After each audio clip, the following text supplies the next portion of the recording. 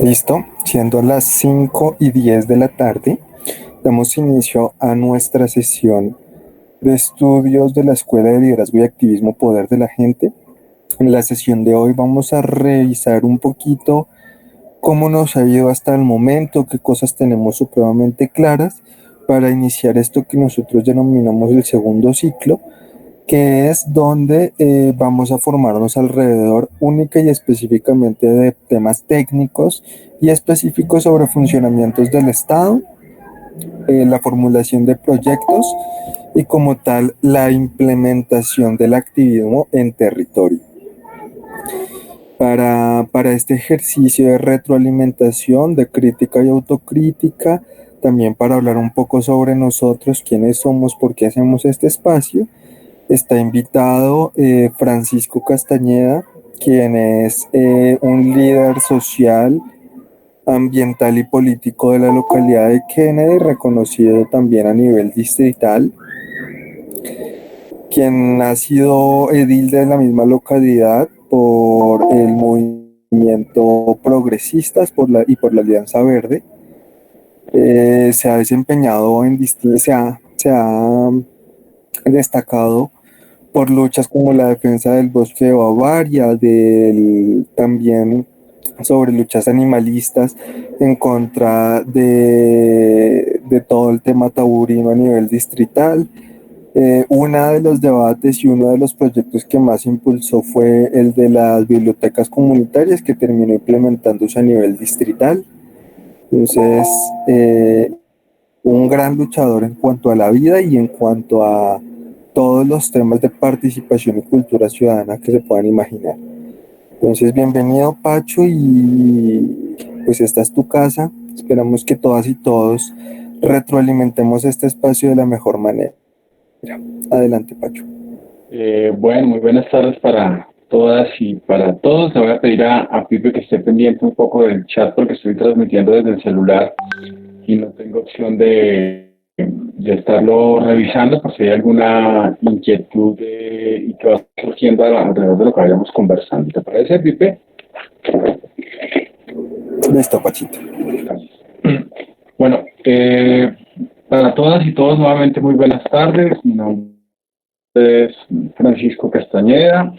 Yo, pues digamos que soy un ciudadano que ha hecho política básicamente desde hace 22 años de manera pública, especialmente en la localidad de Kennedy, donde he ejercido la dignidad de edil en dos periodos en ese bello territorio. Y pues digamos que hay unas agendas que se trazaron en la política, pero quisiera dejarlas para conversar un poco de ellas en el intermedio de la charla. Quisiera iniciar esta conversación a propósito del poder de la gente, preguntándonos hoy qué significaría o qué significa o qué traduce para ustedes el poder de la gente. ¿Qué creen que en su diario vivir podrían mirar como el poder de la gente? ¿Qué creen ustedes que de lo que ustedes hacen diariamente significa el poder de la gente? No sé si alguien me quiera apoyar con su opinión. Para irnos entrando, quiero saludar a Paola Joya, que la vi conectada en el grupo. Me parece muy bonito porque ella es de la localidad y conoce parte de nuestra labor. Hola, Paola.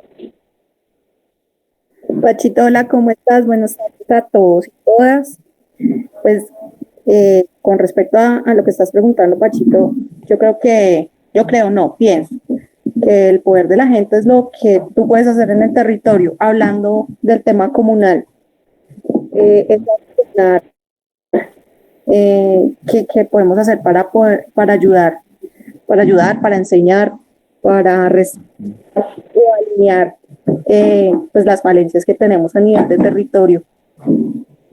Es eso, la autonomía que tienes tú de poder hacer las cosas. Creería yo en Okay. eso puede ser.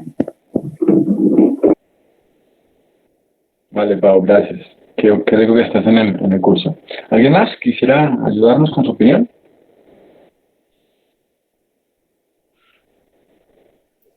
Francisco Alexander Herrera, ¿qué más? Alex, ¿cómo vas? Bien, bien, Francisco. Me alegra volverla a escuchar y verlo. Muchas gracias. No, pues yo considero, Francisco, el poder, pues también lo podemos ver en cómo nos organizamos en grupos. Entonces, yo creo que eso.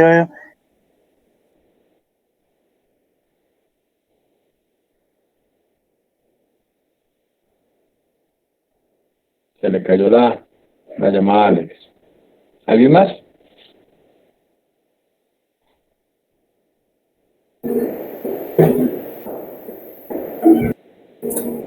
Daniela Gutiérrez, Juliana Triana, Jari Bustos, María Angélica, Laura Sastoque. Cuéntenos ustedes un poquito que han sido bastante activos alrededor de todo el tema de la escuela. Brandon Algarra, veo por acá también distintos nombres. Harold Galindo, Iván David Tapiero.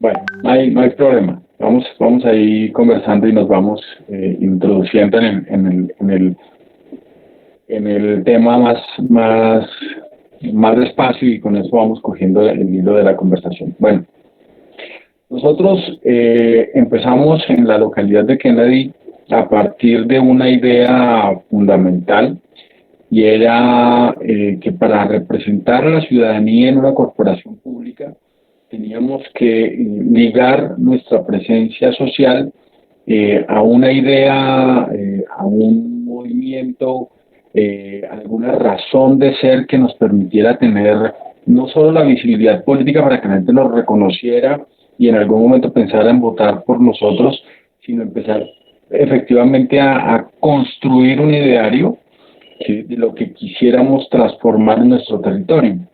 Fue así como en la localidad comenzamos a pensar, digamos, en una idea concreta y era construir una red de bibliotecas comunitarias. Era una idea muy compleja, pero descubrimos que esa idea ya estaba andando hace mucho tiempo en el territorio.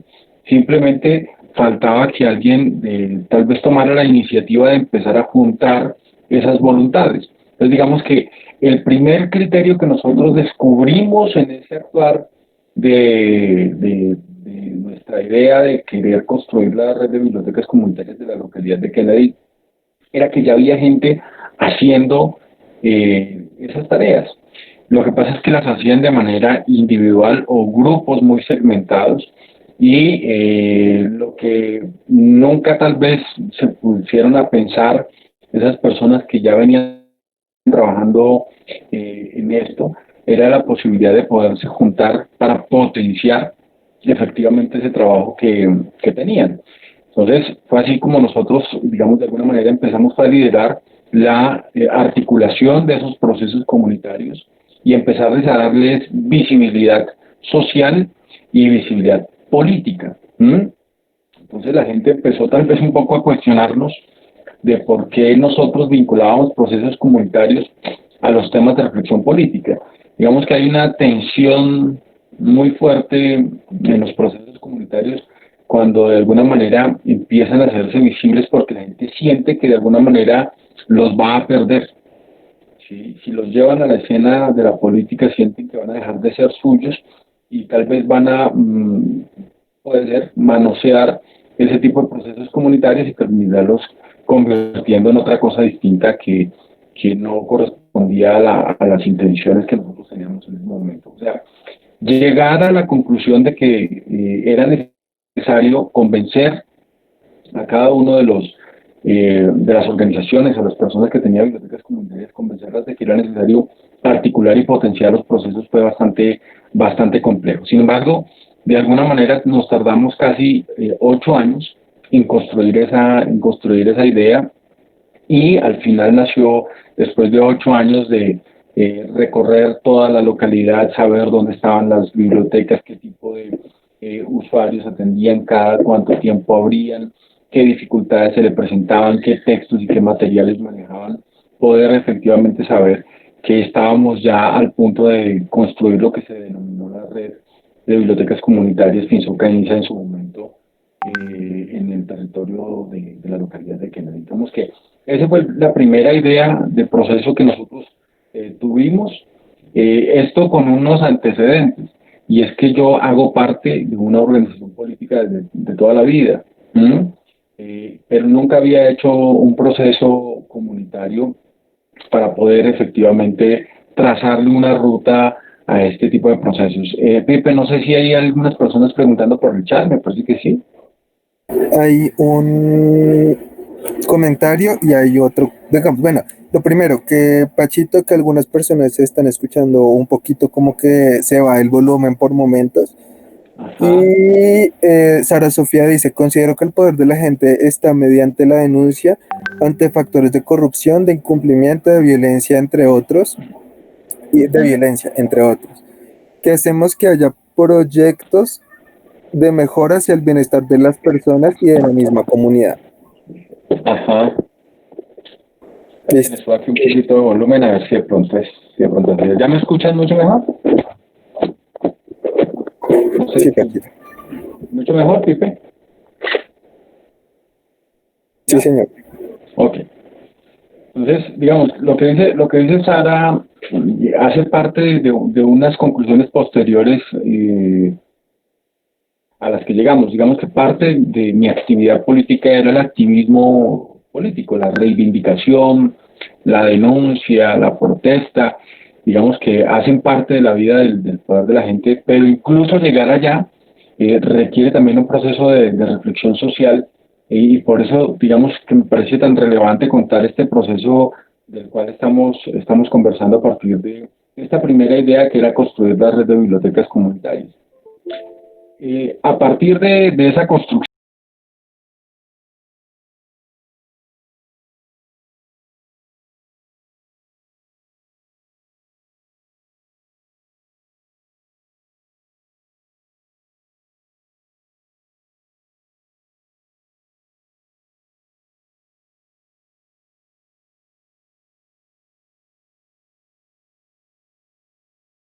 los escenarios comunitarios son simplemente para las reflexiones pequeñas de las comunidades que son afectadas o beneficiadas de algún proceso comunitario y que no requieren representación en los escenarios de decisión política, en este caso la Junta Administradora Local o el Consejo de Bogotá o el Congreso de la República, o todos estos espacios que son pues de representación política. Esa tensión nosotros la tuvimos en los escenarios comunitarios porque la gente, insisto, es muy prevenida de que les manoseen sus procesos, y eso digamos que está muy bien. Sin embargo, nosotros logramos de alguna manera subsanar eso con algo que es importante, y es la presencia permanente que genera legitimidad en los procesos. Que a la gente no siente que va a ser manoseada en los procesos sociales y comunitarios en la medida en que siente que efectivamente quien los va a representar ha participado en los procesos comunitarios. O sea, no es simplemente una persona que llega a sentarse en el proceso cuando vienen las elecciones y que posterior a las elecciones desaparece del mapa político.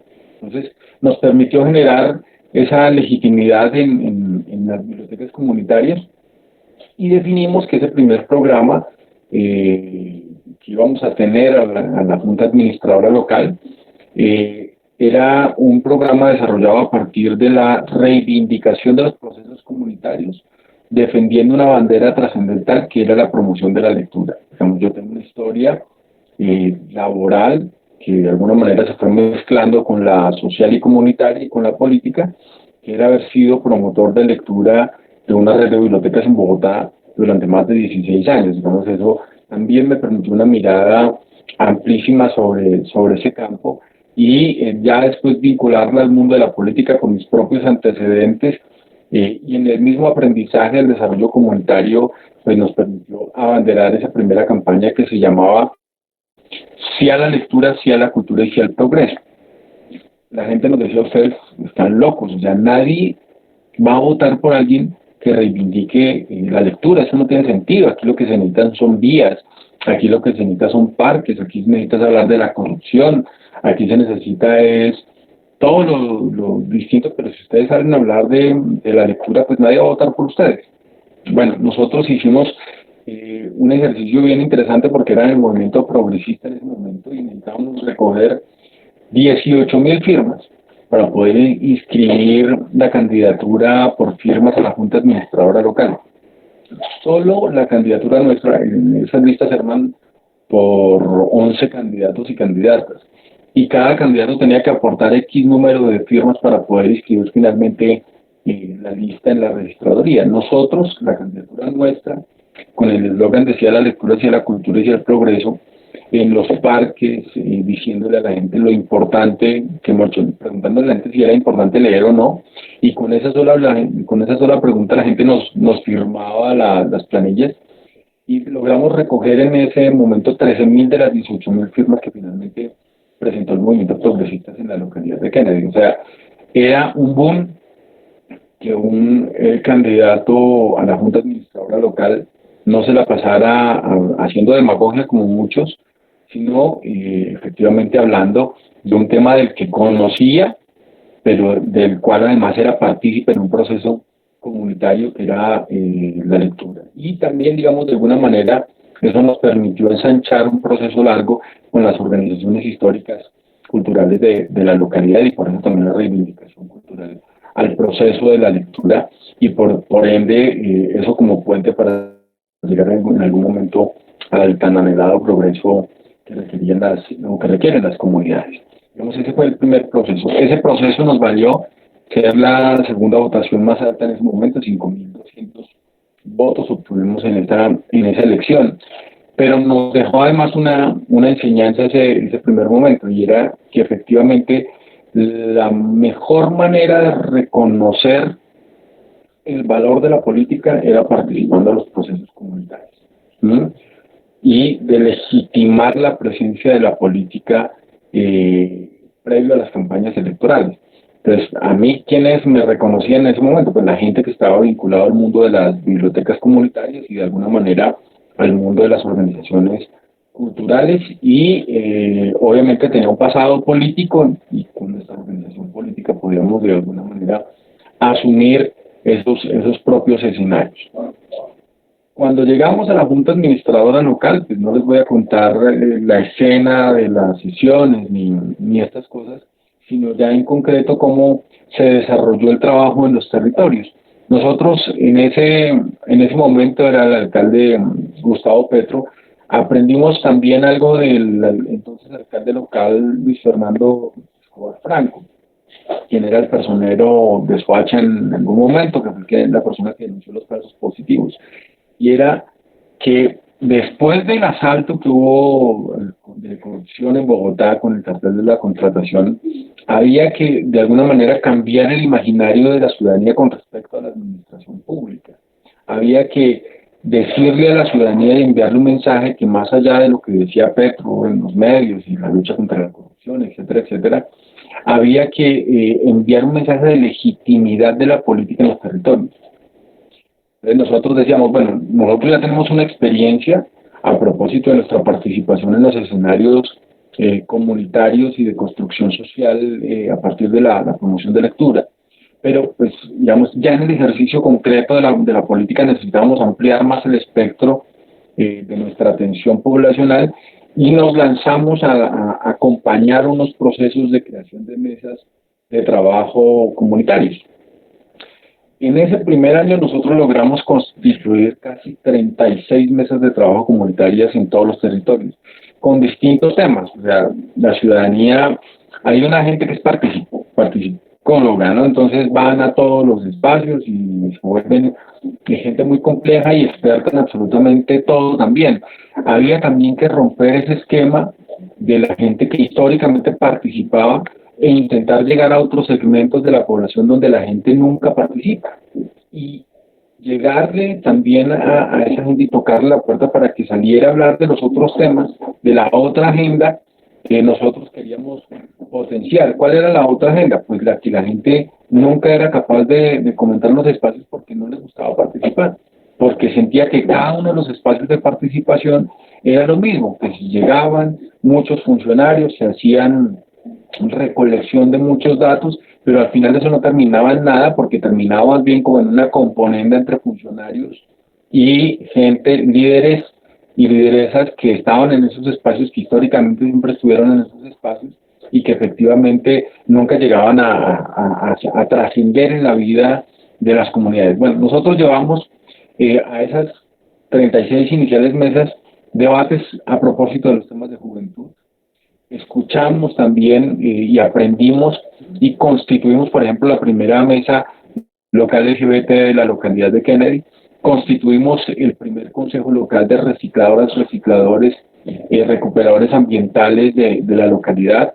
O sea, fue un ejercicio de empezar a visibilizar los procesos ocultos de la ciudadanía y sacar debajo de las piezas la gente que era muy interesante para la escena de la acción comunitaria, pero que nunca había alzado la voz y no tenía posibilidades de encontrarse con otros para poder ejercer dinámicas comunitarias que potenciaran efectivamente el ejercicio de la política. Y eso nosotros lo traducíamos en debates de control político o en acompañamiento a procesos sociales de los territorios. Digamos que esa fue una gran experiencia que al final de esos años, de esos 4 años, nos llevó a tener casi 40 mesas de ejercicios de participación comunitaria. Digamos que esa es la gran enseñanza de ese vínculo. ¿Qué traducía eso? Legitimidad, ¿sí? ¿Qué es lo que no se tiene? Entonces, ahora Sara creo que era la que hacía la observación en el chat, decía que había que denunciar la corrupción, ¿sí? Y yo estoy de acuerdo con eso, Sara, y a las demás compañeras y compañeros.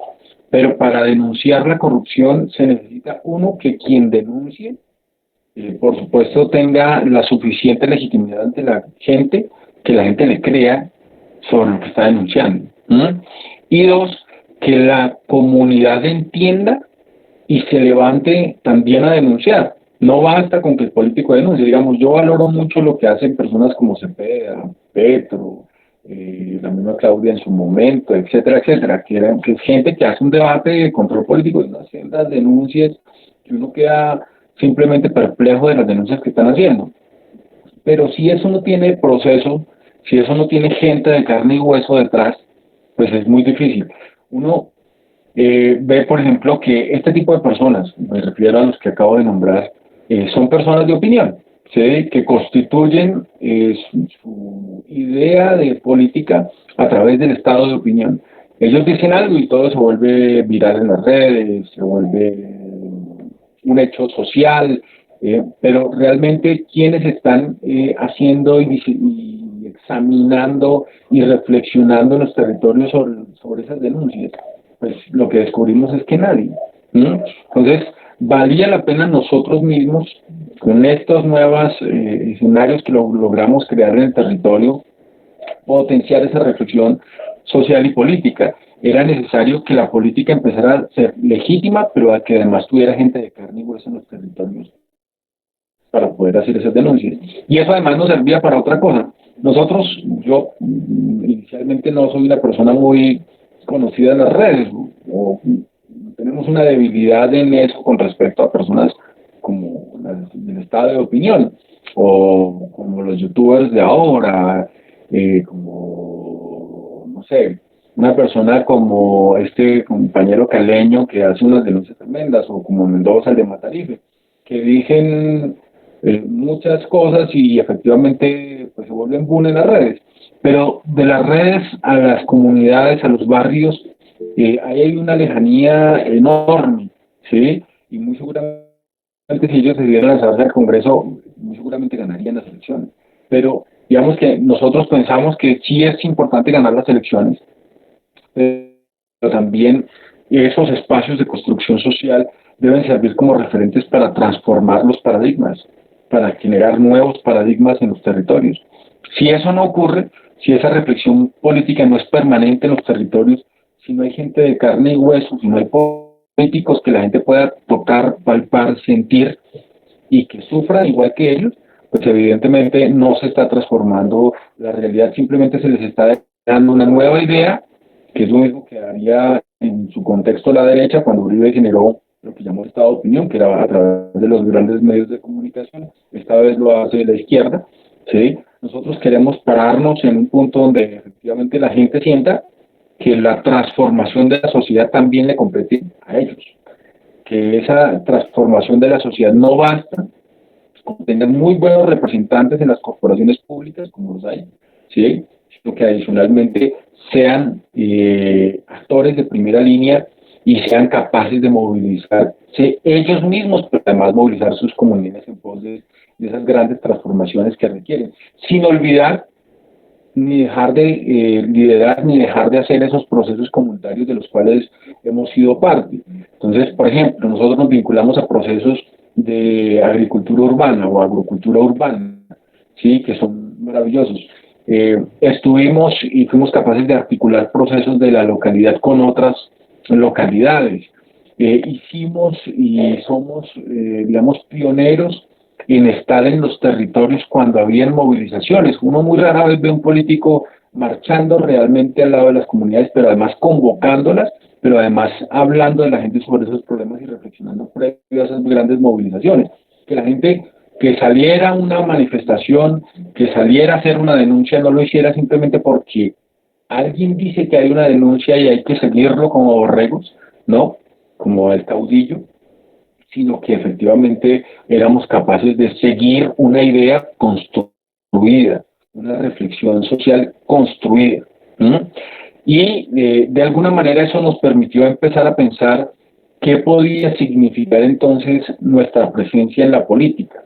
Nosotros somos una mezcla, y digo, vuelvo a repetir esto, interesante, de una persona como yo, que ha sido construida dentro de un partido político, que es el PTC, ¿sí? Que ha hecho proceso político histórico en el PTC, que ha participado en la denuncia social, y en el rechazo a la intromisión en los asuntos de la nación por parte del imperialismo norteamericano, que ha movilizado a ciudadanos en pos de rechazar el modelo económico neoliberal, que ha defendido la educación pública, etcétera, etcétera. Pero adicionalmente que pertenecía a una nueva especie de políticos que éramos capaces de tener esa formación política histórica de la izquierda, traducirla y acompañar los procesos comunitarios, pero además, de alguna manera, por accidente de la vida, trabajé en las bibliotecas, era fundir también esa experiencia de la promoción de lectura con la experiencia comunitaria y empezar a constituirnos en ese nuevo escenario que en algún momento se nos ocurrió que efectivamente eso podía traducir en lo que nosotros para la última campaña, que más que el eslogan era ya lo que nosotros representábamos en el territorio, era el poder realmente de la gente. La reflexión social es el poder de la gente.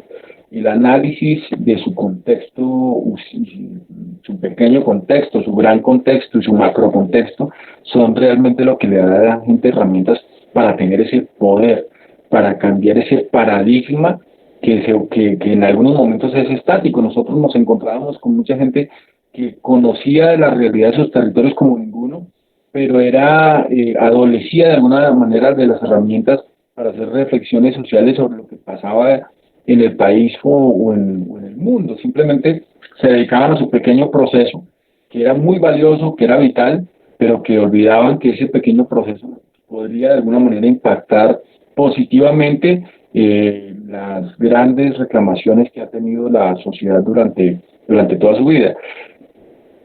¿Qué grandes procesos nosotros logramos de alguna manera visibilizar y poner, digamos, en práctica a nivel distrital?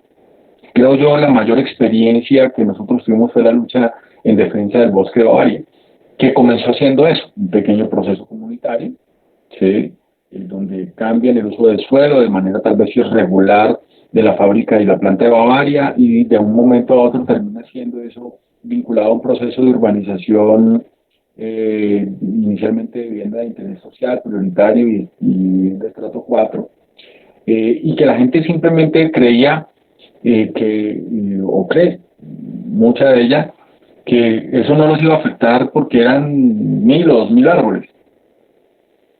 Bueno, alguna gente de esa comunidad se empezó a organizar, primero en pequeñas veedurías y pequeños grupos, y hacían reflexiones sobre ¿qué pasaba si les quitaban esos árboles? Primero era un tema un poco más romántico, que eran los árboles de toda la vida, etcétera, etcétera, y se empezó a conjugar un pequeño proceso comunitario. Cuando yo conocí ese proceso ya llevaba 2 años funcionando, ¿m? Pero nunca había tenido, digamos, la audiencia política que tuvo, sino hasta después de que nosotros nos vinculamos, porque nosotros, ¿qué hicimos? Simplemente asumimos y empezamos a acompañar este proceso comunitario, empezamos a potenciar la investigación social y científica y popular de lo que significaba ese espacio. Descubrimos que tenía 25.000 árboles, descubrimos que habían 65 especies de aves, que habían 85 especies de árboles, cuando inicialmente todo el mundo decía que eran puros eucaliptos. Todo eso lo hizo la comunidad, pero además de eso le dimos audiencia política. Logramos que senadores, representantes a la Cámara, concejales, logramos sentar a toda la administración de Enrique Peñalosa para discutir el tema y logramos generar acciones jurídicas que pararon el plan parcial Bavaria, un plan que hoy le podría representar a las constructoras una ganancia tan pequeña como de 5 billones de pesos. Eso es lo que está en juego hoy en el plan parcial Bavaria.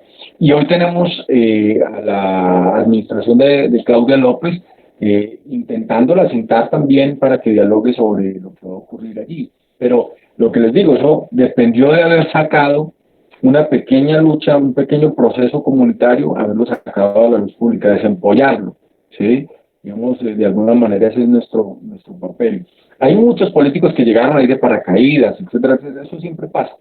Lo importante es que quienes tomemos la decisión de vincularnos a esos procesos sociales, seamos constantes y lo acompañemos de manera permanente, pero sobre todo que le demos trazabilidad, que lo sistematicemos, que lo volvamos casi científico y que lo pongamos efectivamente a la luz pública. Proceso que no salga a la luz pública simplemente se quedará para la memoria de esos pequeños grupos sociales que son muy valiosos, muy bonitos, pero que si además no se sistematizan y no se escribe sobre ellos, pues va a ser muy, muy complejo que de alguna manera salgan y la gente los reconozca. En eso tal vez se traduce el poder de la gente también, en que la gente aprenda de procesos y de experiencias de otro tipo que les permitan juntarse y empezarse a maravillar cuando uno descubre el poder que tiene la movilización de la gente y todo lo que se puede conquistar a través de ese gran poder que nosotros tenemos y que tal vez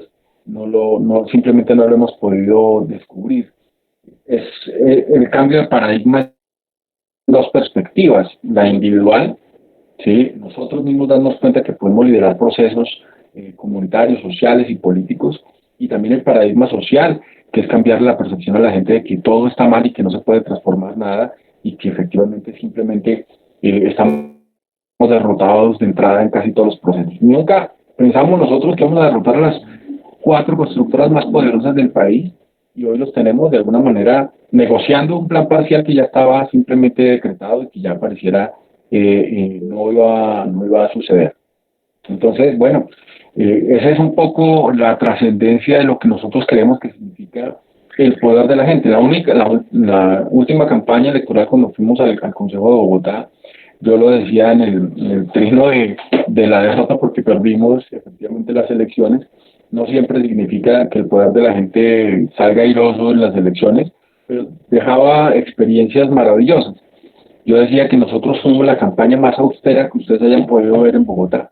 Nosotros no le invertimos nada de recursos económicos, digamos lo básico, a esa campaña. No fue una gran campaña de medios de comunicación, fue algo muy en redes sociales, pero básicamente nuestro músculo político estaba en la gente que participaba en las mesas de trabajo, en nuestra organización política que es el PTC, pero además en lo que habíamos logrado visibilizar a propósito de las luchas que nosotros dimos en defensa de los árboles, del bosque de Bavaria, de los humedales, de los procesos comunitarios con bibliotecas, de tener 68 mesas de trabajo en 8 años de territorio, de ser una de las personas que era capaz de recorrer la localidad de Kennedy y conocer hasta el último barrio, porque esa es otra ventaja, ¿sí?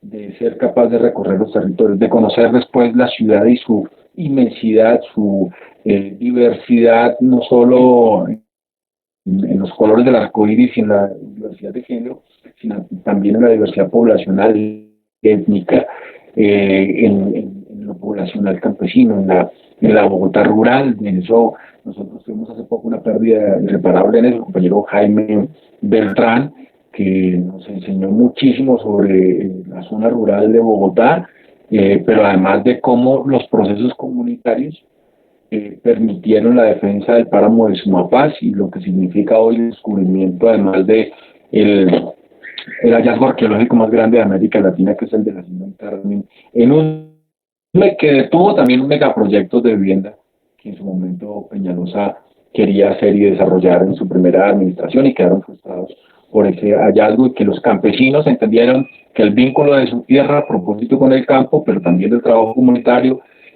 del turismo, pero el turismo entendido desde el ecoturismo, ¿sí? Y desde el ecoturismo comunitario basado simple y llanamente en el respeto de las comunidades y la consulta que se le tiene que hacer a las comunidades para desarrollar cualquier proyecto. Y en una palabra, para cerrar ya esta intervención, en una palabra que debe siempre permanecer en las mentes de cada uno de nosotros, y es la palabra de la dignidad. ¿Sí? Nosotros trabajamos por el poder de la gente para dignificar la vida de la ciudadanía, de nuestra sociedad colombiana, pero también la propia. Nosotros siempre andamos con la mirada fija al frente, porque no tenemos nada que esconder, pero sobre todo porque tenemos dignidad de pueblo, y eso es lo que nosotros enfrentamos como poder de la gente. Pipe. Vale, Sofía comentó otra cosa. Desafortunadamente, detrás de la denuncia hay una presión de violencia de amenazas. Señor, Sofía nos dice, detrás de las denuncias hay una presión de violencia. Ok. Y Jessy, no, y listo, básicamente eso. Entonces yo creo que después de escuchar la historia... Vuelves a leer, por favor, que no escuché la primera. Ok. Desafortunadamente, detrás de las denuncias hay una presión de violencia y amenazas para acallar a aquellas personas que deciden hacer las denuncias con pruebas, pero que en el camino de esas denuncias las pruebas y los denunciantes van desapareciendo y no voluntariamente. Es totalmente cierto. Yo creo que con las cosas que hemos tenido queda claro que la violencia política y política no conlleva solamente hacia un partido político, sino política conlleva hacia el que piensa diferente a mí. Es una vaina histórica, prácticamente hasta tradicional, podríamos decir, de Colombia, donde no estamos acostumbrados a escuchar otro punto de vista sin matarlo. O sea, literalmente, eso es una de las vainas más antiguas que tenemos en Colombia. Sara Sofía Gómez. ¿Quién dice eso? Sara Sofía. Bueno, y entramos Quiero hacer un comentario a propósito de... Adelante. Quiero hacer un comentario a propósito de eso, Pipe. Es que me parece clave por esto. El país siempre ha vivido en una escena muy compleja. Nosotros llevamos una guerra de 60 años entre la insurgencia y el Estado, que se consolidó de alguna manera a través del proceso de paz que acabamos de vivir. Pero también, digamos, parte de nuestra función como líderes y lideresas políticos, parte de nuestra función en ese liderazgo del poder de la gente, está también en juntar tantas voluntades como sea posible. ¿Sí? Primero, porque efectivamente sabemos que este es un país violento, ¿sí?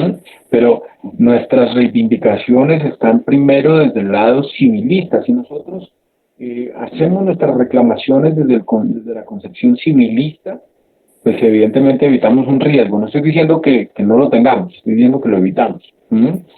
Y dos, en tener una masa consciente detrás de ese proceso, porque evita que solo una persona esté poniendo el pellejo de frente en las reclamaciones sociales. Cuando se dan cuenta que es un proceso, tal vez no haya a quien mirar para, como dicen, para darle, ¿sí?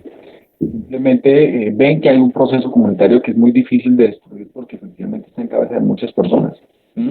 Nosotros Por fortuna solo tuvimos en el proceso de estos 8 años un periodo de amenaza un poco fuerte, pero sabíamos la trascendencia y de dónde venían esas amenazas que tal vez era más del debate político entre la Junta Administradora Local que realmente una cosa muy profunda a propósito que nos pusiéramos en riesgo. Pero fue obvio para no hacer las denuncias, ¿sí? Pero esas denuncias las hacíamos acompañadas de procesos sociales, que es la gran diferencia y lo que de alguna manera le garantiza a uno blindar su propia vida, pero además blindar la vida de sus compañeros y compañeras que están en ese proceso, porque eso también debe ser responsabilidad de quien lidera esos procesos, y no poner en riesgo, en la medida de lo posible, por supuesto, la vida de quienes lo acompañan a uno. Quería hacerlo esa claridad.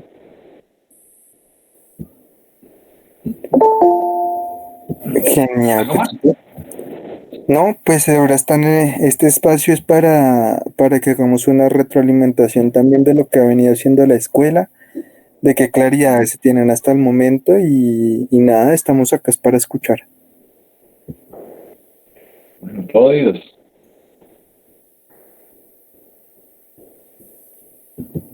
Bueno, yo quisiera terminar antes de despedirme en unos 5 o 10 minutos.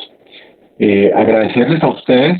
Yo creo que cuando uno decide entrar a una escuela de formación política, pues tal vez se imagina, o de liderazgo social, tal vez se imagina que va a encontrar a un político echándole un discurso entejuliero, y pues realmente aspiro que hayan encontrado más de una reflexión sobre el quehacer del liderazgo social. Nosotros podemos acompañar esos procesos, pero lo importante es que haya alguien realmente con la intención, y el hecho que ustedes están aquí en este espacio, pues nos llena de emoción, porque sabemos que hay muchas personas interesadas en liderar esos procesos y que de alguna manera vamos ampliando nuestro radio de acción para poder transformar la realidad colombiana. Vi que alguien estaba pidiendo la palabra. Adelante Luis Edwin y luego Sofía.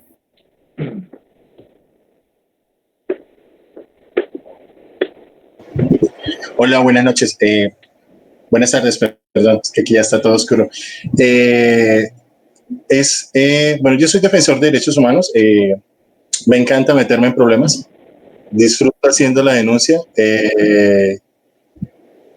Antes mis redes, ya sea Twitter o ya sea mi Facebook o inclusive mis estados de WhatsApp, eran las denuncias públicas frente a las situaciones que se estaban presentando, y eso conllevó que sí, lo que dice Sara Sofía es muy cierto. Entonces, normal que te agarraran a la salida de la universidad y te quitaran el computador, te quitaran los celulares. No te hacían más nada, pero vivías esa tensión. Pero también otra cuestión particular es que era el mismo Estado. Entonces, porque ya dentro del concepto de que es algo parte de la izquierda, entonces soy guerrillero y por tal motivo hago parte de un grupo al margen de la ley. En ese caso, como se les denomina a ellos.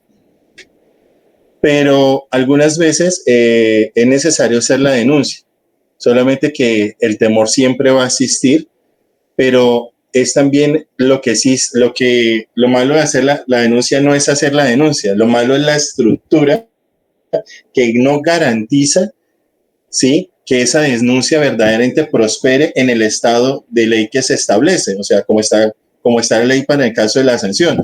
Entonces, vemos que si tú vas a denunciar a un político, pues si el político, perdón, un funcionario público, pero si el funcionario es el ahijado o está apadrinado por X o Y partido político o político de turno, inmediatamente las acciones, por ejemplo, las acciones disciplinarias quedan en proceso de investigación. Esa es la excusa que siempre te va a decir la Procuraduría.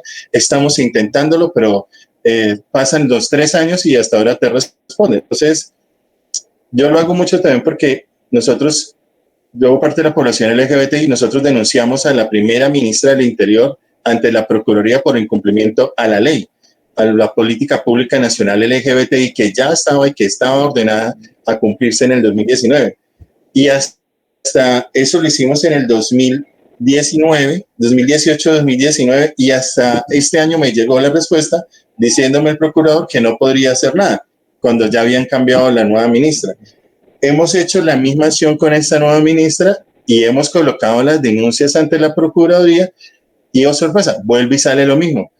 Algunos me dicen, pero a usted sí le gusta joder, ¿no? Mire, meterse en problemas. Y si ve, no hizo nada, no ganó. Yo le digo, no, es que necesitaba cumplir todos los conductos regulares donde estoy demostrando que el Estado no me está garantizando mis derechos y que los que es el Ministerio Público no está cumpliendo con lo que está dictado entre las sentencias de la Corte Constitucional. Entonces, ahora puedo ir a instancias mucho más grandes, pero el problema es que ahí es el meollo del asunto, es que necesitamos saber o conocer cómo podemos realizar esos procesos, ¿sí? Y algunas veces esos conocimientos se vuelven como un gueto. O sea, si usted no hace parte, entonces no sé por qué tendría que darle esa información y no le podría enseñar. Además, usted es una sola persona. Y nosotros como comunidad LGBTI tenemos mucha discriminación estructural. Y por más de que nos den la palmadita en la espalda y que estamos con ustedes, lo apoyamos, nosotros sabemos que en la realidad la situación es diferente. Entonces, eso nos preocupa muchísimo. Entonces, esa situación, lo mismo sucede con, por ejemplo, yo defiendo a los consumidores de sustancias psicoactivas, pero es que está establecido por ley que tiene que haber un programa, tiene que haber una política, pero todos por el temor al que dirán, no, es que usted quiere que los muchachos se vuelvan viciosos cuando consumimos drogas legales como cigarrillo, Coca-Cola, bebidas energizantes, ¿sí? Pero eso no está mal porque eso sí es aceptado. Entonces, creo que no hay que tenerle miedo. Sí asusta, sí, al ratos. Creo que la cuestión de la amenaza te deja solo, porque ya te dicen los amigos, uy, marica, andar con usted es un calentado, porque es que en cualquier momento le pueden llegar a darle a usted y no ver a nosotros, ¿sí? Pero también uno tiene la experiencia de manejar el bajo perfil y saber hacer las acciones sin tener tanto problema. Vale, mira, yo quiero plantearte la siguiente reflexión.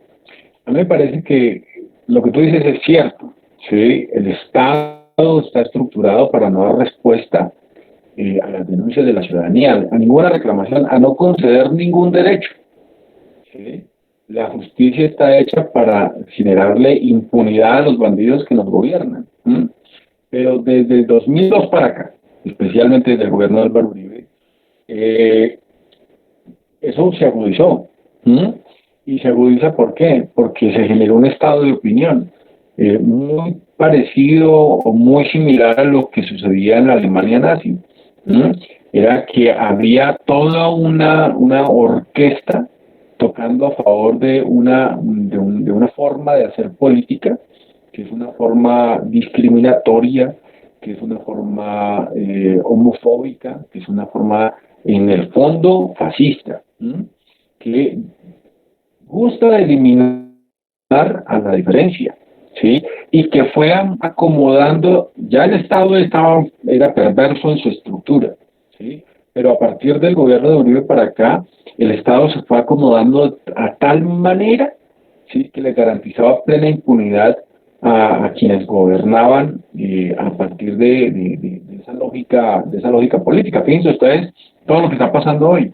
No hay un escenario donde efectivamente haya realmente justicia a través de los procesos legales. Entonces, por supuesto, nosotros seguiremos exigiendo que esos procesos lleguen a buen término y que se condenen no solo a los grandes funcionarios, sino también a los funcionarios de medio orden que también te sirvieron para esas acciones criminales.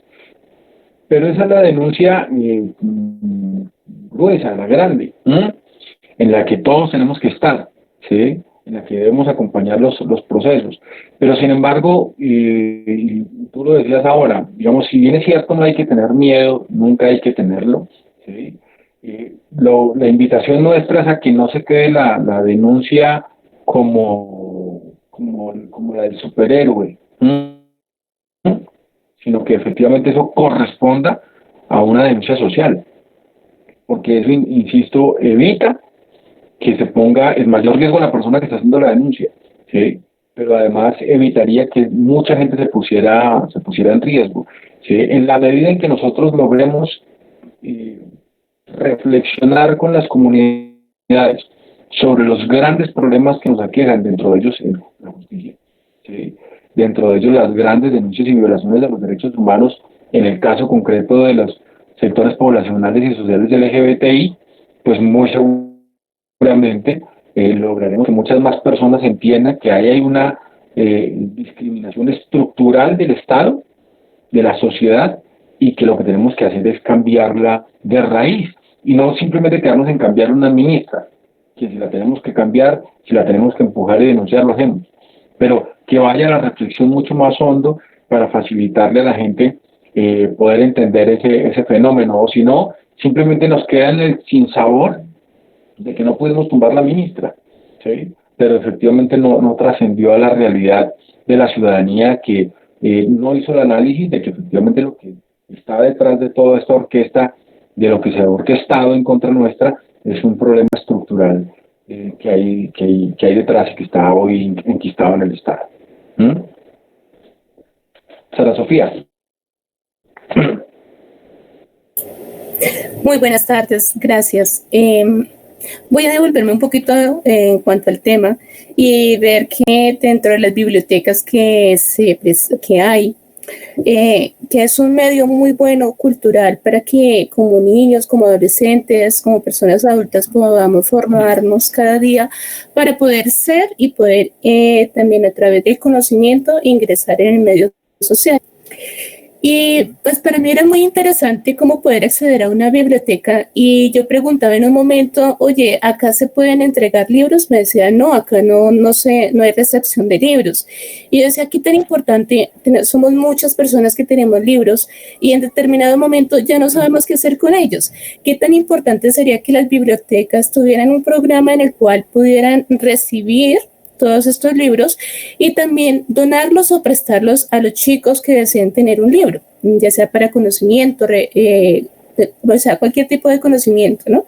Entonces, sería como una opción más adicional que debería tener una biblioteca, me parece a mí. Y por otro lado, don Luis, yo quisiera tener la posibilidad de que nos compartiera un número, un medio a través del cual podamos comunicarnos con usted y poder compartir algunas problemáticas que tenemos en nuestro territorio. En nuestro caso, acá en Ciudad de la Tierra Buena, tenemos un problema en el cual, hay una vía, o sea, tan pronto nos vendieron acá los apartamentos, las casas, nos dijeron que había una vía que iba a ser la continuidad de las Américas, que iba a llegar a la vía allí, me parece que se llama ¿Aló? Ahora se me fue. Bueno, entonces, ¿qué ha ocurrido? Hace aproximadamente un mes resultó una constructora haciendo nuevas edificaciones justamente en lo que iba a ser la continuidad de la Avenida de las Américas. Entonces, pues muchas personas de la Junta de Acción Comunal, muchos líderes, han mirado qué hacer, porque supuestamente ese territorio no le pertenece a ninguna constructora, sino que era un medio para hacer vías que acá hacen mucha falta. Y entonces resulta que no, que supuestamente todo eso está legal, y pues las personas que estaban llevando esta denuncia no tuvieron ya herramientas ni nada que hacer. Entonces es cómo hacer para que aquellos derechos que en un momento se nos dieron como compradores, por el camino, pues se desaparecieron. Vale, muchas gracias. Ese tema es apasionante. Yo conozco la ciudad de la Tierra Buena, ya tengo muchas personas amigas en la Junta, bueno, etcétera, etcétera, pero además conozco muy bien el territorio porque fui el único edil que fue en la inundación del 2011. Antes de posicionarme como edil, fui a acompañar a las comunidades a reclamar la atención que se requería para el momento, y desde ahí pues siempre he estado pendiente. De hecho, nosotros hicimos la primera biblioteca comunitaria allá, en Quintas de Tierra Buena. Es la casa cultural que hay dentro de Quintas. Pero bueno, esa es otra historia. Con respecto a las bibliotecas, digamos, sí y no. Nosotros queremos que la gente done libros en las bibliotecas, sí. queremos que la gente entienda que los libros en la casa son muy bonitos y se ven muy bien decorados, pero que en las bibliotecas podrían tener un mejor uso, porque finalmente uno no se va a leer todos los libros que tiene en la casa, los tiene casi de decoración, ¿sí? Y que efectivamente si uno le facilitara a los niños, niñas jóvenes y a los adultos esas maravillosas obras que uno tiene en la casa, pues seguramente tendremos espacios muy entretenidos en las bibliotecas. Pero generalmente la gente se quiere deshacer de las viejeras, ¿no? Generalmente la gente quiere coger los libros de texto que son del año 97, del año 70, y embutirlos en una biblioteca porque piensan que allá van a estar mejor. No. Los libros también, los libros técnicos sobre todo, los textos, se desactualizan con facilidad, y más hoy con la competencia que tenemos con las tecnologías de la información y la comunicación, con las TICs. Entonces, digamos que hay que ponderar muy bien el tema de las donaciones de libros. Las bibliotecas públicas grandes no reciben libros porque para eso el Estado las dota de material actualizado y nuevo. Las bibliotecas comunitarias generalmente recibimos libros, pero pues también tenemos una política de no recibir todo. Entonces, a veces lo que hacemos es recibir las viejeras, pero para venderlas por reciclaje y poder comprar 1 o 2 libros con lo que nos vende la venta del reciclaje de ese tipo de textos. Entonces hay que vincularse un poco más al proceso de las bibliotecas para poder entender esa dimensión, porque a veces la gente se molesta cuando uno no le recibe los libros, pero vuelvo y les digo, eso depende, también toca sentarse con la gente y decirle, mire, no se le puede recibir, porque lo que usted tiene es un texto del año 70, o una enciclopedia que ya no dice lo que corresponde, o que cree que el sistema solar solo son los planetas que nos enseñaban a nosotros en bachillerato, y pues ya está claro que son mucho más planetas, que no somos la única galaxia, que hay muchos más galaxias, que hay muchos más sistemas solares, etcétera, etcétera. Cosas que en nuestra época no se conocían y que ya están desactualizadas, ¿vale? Entonces, me parece importante que tengas la voluntad y que mucha gente tenga la voluntad de donar, pero eso hace parte también de un proceso de poder hablar con el bibliotecario y saber efectivamente cómo podemos ayudarle mejor a la biblioteca, si es comprándole un libro, vendiendo eso por papelería, realmente en las bodegas de reciclaje los compran muy bien, y poderlos cambiar y comprar un libro nuevo que nos serviría mejor, un libro de literatura infantil o de literatura juvenil o literatura para adultos. Nos ayudaría mucho más en eso. Con respecto al proceso de vivienda que se está construyendo allá, nosotros en el 2011 denunciamos que si se le construía un solo edificio en el 2011, cuando solo habían 17.000 familias en la ciudadela, dijimos que la ciudadela se inundó porque está debajo de la cuota del río. ¿Sí? Realmente no se inundó, el agua se devolvió. ¿Qué hizo el distrito? Construyó unos tornillos hidráulicos que se levantan cuando hay desagüe, pero no permiten que el agua se devuelva. ¿Sí? Eso es una solución, es un paño de agua tibia, ¿no? Porque si llega a haber alguna inundación grande, pues la ciudad de la Tierra Buena realmente está en una zona inundable, ¿sí? Y si llega a haber algún día una gran inundación, vamos a tener una similar a la del 97, que ocupó hasta la mitad de Patio Bonito, ¿sí? Y que todo quedó bajo el agua, ¿sí? Y muy seguramente los primeros afectados serían en la ciudad de la Tierra Buena. 2, con respecto a la vía. En ese proceso del 2011, nosotros logramos que el secretario de gobierno se comprometiera a no dejar construir ni una sola vivienda más en la ciudadela. Pero compromiso es de palabra, ¿sí? Nos quedamos con la felicidad del anuncio y a hoy tenemos 40.000 personas viviendo, 40.000 familias viviendo en la ciudad de la Tierra Buena, con un conflicto de tráfico bastante complicado porque solo está la 26, como tú mismo lo señalabas, para salir, y con la promesa de la ampliación de la Avenida de las Américas y llevarlas a la Avenida Longitudinal. La Avenida Longitudinal se va a construir, pero va a ser solo para tráfico pesado y para carros que vayan de extremo a extremo de la ciudad sin que tengan que entrar a la ciudad. O sea, esa vía realmente no la van a usar ustedes, ni la vamos a usar nosotros, ¿sí? Esa la van a usar la gente que vaya para sus fincas y que no tenga que entrar a la ciudad. Y ahí hay un conflicto con mafias de tierras en la ciudad de la Tierra Buena. 2 ejemplos de mafias de tierras en la ciudadela. Primero, al lado del Jardín Infantil El Caracol, ¿sí? Ese es un terreno del distrito. Todo lo que conocemos como Santa Elena, creo que se llama el barrio, que queda ahí en la Ciudadela, es público. Y en algún momento habrá un proceso de recuperación y todas esas familias que fueron estafadas, que hoy viven ahí, van a tener que salir, ¿sí? Porque son públicos. Ese es un terreno público. ¿Quién hizo eso? Los tierreros. Nosotros lo denunciamos en su momento y fue muy difícil pararlos, ¿sí? Hubo amenaza de toma de tierras hace 3 meses, 4 meses. Estuvimos comunicados con Orlando, con la comandancia de la policía, se logró parar que se tomaran un lote que queda cercano al río. Y está este problema del parqueadero que queda en el camino hacia el segmento del Tintal y donde están levantando efectivamente esa vivienda.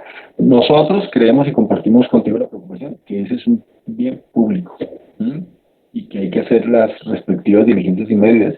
Pero ese es un tema, el tema de los terrenos no es un tema para que una comunidad lo enfrente sola. Realmente, si uno siente que el Estado, me refiero a la administración distrital, no lo acompaña, va a ser muy difícil ganar esa pelea. Incluso con el acompañamiento, nosotros, cuando denunciamos la toma de los predios del Caracol al lado del jardín infantil, el mismo Gustavo Petro fue y se paró al frente de eso y dijo: nosotros no vamos a permitir que se roben el terreno. Se la robaron. ¿Sí? Entonces, para que alcancemos a dimensionar que tampoco vamos a solucionar todos los problemas, pero en la medida en que luchemos y trabajemos juntos, muy seguramente en algún momento los podamos evitar y solucionar de fondo, de raíz, pero nos queda la experiencia, Lo importante de los procesos son las experiencias que le va quedando en el corazón y en la mente a la gente. Para cerrar ahora sí, ya no los molesto más porque ya también tengo que salir. Decía Francisco Mosquera, que es el fundador de la corriente política nuestra, el PTC, decía que en todos los procesos sociales y políticos, uno, si bien es cierto, tiene que ganarse la razón de la gente, lo primero que uno tiene que ganarse es el corazón de la gente. Gánense primero el corazón y después se ganan la cabeza. Es lo que decía Francisco Mosquera. Y tal vez es lo que nos ha ayudado a nosotros, especialmente a mí, a construir una afinidad con la ciudadanía inquebrantable. Yo creo que la gente vota por mí más porque me quiere que realmente por todo lo que yo pueda hacer, porque uno pues, es un ser humano y está muy limitado en muchas cosas. Pero uno se esfuerza y aprecia mucho a la gente y trabaja, digamos, con honradez y hace las reflexiones sociales y políticas cariñosamente con la ciudadanía, y eso deja una lección gigante para la gente y la gente aprende al lado de uno, y por supuesto uno aprende mucho más de la gente, de lo que uno realmente les puede ofrecer. No sé si hay alguna otra duda. Muchas gracias, Ana. Muy bonita la pregunta. Una última pregunta que es de Iván Darío Tapiero, que dice: buenas tardes. ¿Será entonces pertinente que todos los ciudadanos nos tomemos el poder? Quitemos todos los políticos del gobierno actual, así como se logró nuestra independencia. Sí, no, sin duda el proceso en algún momento llegará allá, pero ese es un proceso y es largo, ¿sí? Es muy largo. Decía Mao Zedong que en cualquier momento una chispa enciende la pradera, y uno tiene que estar todo el tiempo preparado para ese momento, pero ese momento no es hoy. Y uno no puede pretender incendiar la pradera prendiendo uno la chispa. ¿Sí? La chispa corresponde a un sentimiento de indignación generalizado del 99% de la gente que esté dispuesta a transformarlo todo. ¿Sí? Por ahora nosotros cumplimos un papel, ¿sí? Y es hacer de cada debate un cursillo que eduque a la gente. Eso también lo decía Francisco Mosquera. Y ese poder de la gente está ahí. Y nosotros simplemente tenemos que ayudar a potenciarlo y hacer esas reflexiones que nos permitan llegar a esas conclusiones trascendentales. Para empezar, hoy pocos, hoy somos 25 en este grupo, mañana podemos ser 100. Nosotros comenzamos nuestra primera elección en Kennedy con 476 votos. Nuestra última elección dice que somos 9.000 personas que nos acompañaron en la última elección. Y vuelvo y les digo, yo no soy de opinión. Sí, nuestro corazón está amarrado al trabajo con la gente, el poder de la gente. Genial, no sé si algún otro quiera decir algo más, preguntar algo más sobre este espacio, sobre nosotros. Ya desde la próxima sesión empezamos con teoría del Estado, entonces vamos a ver cómo se organiza el Estado colombiano, un poquito para que sepamos, digamos, a qué entidades o estructuras estatales debemos dirigirnos en X o Y circunstancia. Entonces, hasta aquí llegó ese trabajo, digamos, lo más político de pensamiento, de verdad saber que el activismo por el activismo no puede ser nuestra labor, porque eso nos expone a que personas contrarias totalmente a lo que nosotros buscamos puedan aprovecharse de nosotros. Entonces, Compañeras, compañeros, muchas gracias, Pipe, muchas gracias por este espacio. Aspiramos que esta reflexión que estamos haciendo se constituya en el inicio de una muy bella relación y que vayamos construyendo ese poder de la gente con fuerza, con el corazón y con la entrega y el compromiso de que eso tiene forma de cambiar. A los que conozco, a Pau, a Luis, a Alexander, muchas gracias. Tal vez no los puedo ver todos, pero pues les agradezco mucho que estén en este espacio y aspiramos pues vernos en algún momento ya después de este encierro personalmente. Un abrazo enorme para todos, Pipe. Muchas gracias por liderar este espacio. vale, Pachito, con todo gusto. Bueno, no siendo más, yo creo que damos fin a nuestra sesión del día de hoy. Recordarles que para la sesión del día viernes con el administrador público Joan Manuel, se les pidió que eran unos capítulos de cuentos de los hermanos Grimm y que vieran la película de Corazón Valiente para hacer una serie de analogías alrededor del tema de la estructura del Estado. Entonces, muchísimas gracias por la constancia y por participar en todos estos espacios y que tengan una excelente tarde, noche y una excelente semana. Gracias, Felipe, que descansen. Gracias, que tengan buena noche. Chao, Pau, chao, Juliana. Chao, Jessica, chao, Daniela, chao, Sara, chao, Laura. Daniela Gutiérrez, ¿me puedes esperar un momentico?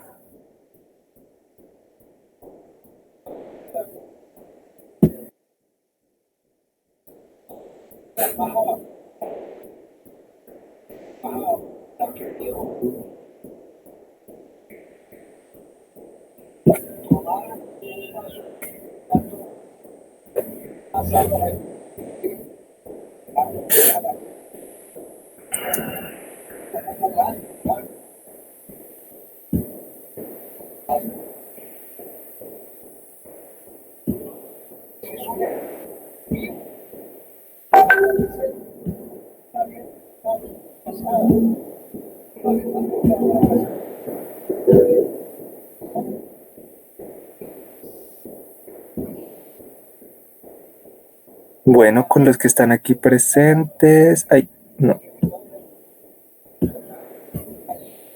Hola, Dani, ¿tienes micrófono? ¿Puedes prender tu micrófono? Hola, ¿Cómo vas? buenas tardes. Bien, ¿y tú? Bien. Como agripado y me preocupa eso. Pero no mentiras, creo que es porque no dormí muy bien y tengo, no sé, como cosiera. ¿Cómo te ha ido? ¿Cómo has visto la escuela? Quiero escucharte a ti especialmente por unos temitas que luego te explicaré. No, pues la verdad me ha parecido